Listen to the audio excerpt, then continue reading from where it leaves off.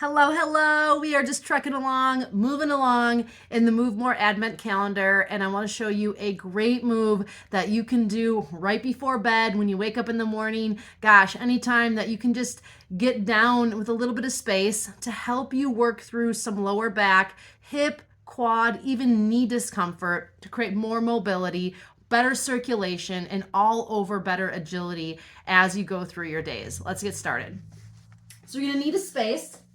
Whether that is on the floor, you might want to put a blanket down or a yoga mat down if you find that you have sensitive knees or sensitive joints. Otherwise, this is a great thing to do on the sleeper or on your bed where you have some comfy, cozy ground and support. So we're going to start out by coming into a tabletop position. So that means all fours. And once you've come into a tabletop position in all fours, I want you to slide your knees as wide as you comfortably can, and those toes might come towards each other, and that's just fine. From this place, slowly start to sit back without dropping your belly or rounding your spine. So we're going to keep what's called a nice neutral spine. That means my abs are a little engaged and my back is nice and broad. It's almost like I have a glass of water on my back and I'm trying not to spill it. And I'm just going to sit back as far as I can. If you can kick your shoes off, even better, but if this is just a quick kind of interim movement, work with what you have on and work with the space you have. And then slowly come back up again.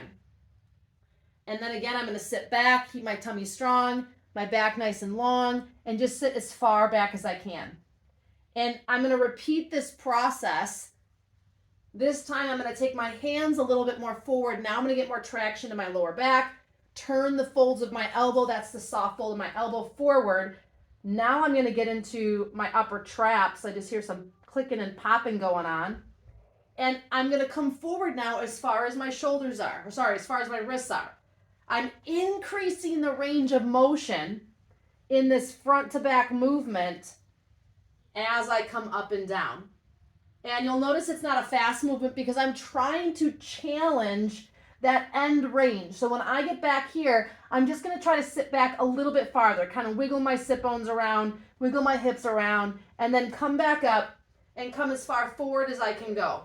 Repeating this process. And again, a hard surface might be a little troublesome on your knees, so definitely pad the knees. And keep doing this for about anywhere between 10 and 20 times. And if you find that coming forward or coming back, there's like a sweet spot, a sweet stretch spot, particularly on the back, then feel free to hang out there. Now, after about 10 or 20 times forward and back, this is called a dynamic movement, moving front to back, in and out. I want you to come back up, bring your legs a little bit closer together, kind of under the hips again, and this time sit straight back. So if I face you, I'm going to sit straight back and extend my arms out, make room for the belly as needed as far as they can go. And walk my arms one direction and push my hips off the other. Now I have a side body stretch. I have a lat stretch, which is into my lower back, all the way into my arm. That feels amazing. And then I'm going to come across the body, sink or dump my hips off the heel, and curve my body sideways as I reach with the outside arm and just kind of drop my head.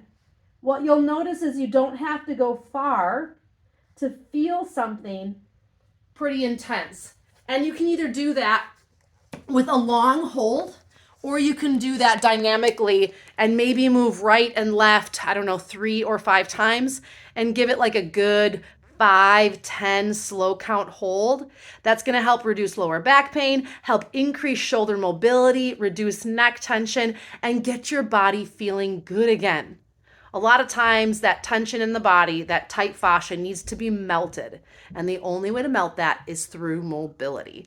Remember, it's the little things, it's the small, simple changes that lead to the big results in your life so that you can feel good again. If you've been following along with this Move More Advent series, let me know in the comments what you think below. What's been your favorite move and what would you want to see some more of as we get towards the end of the Advent season? Thank you guys so much for following along, and I'll see you again tomorrow.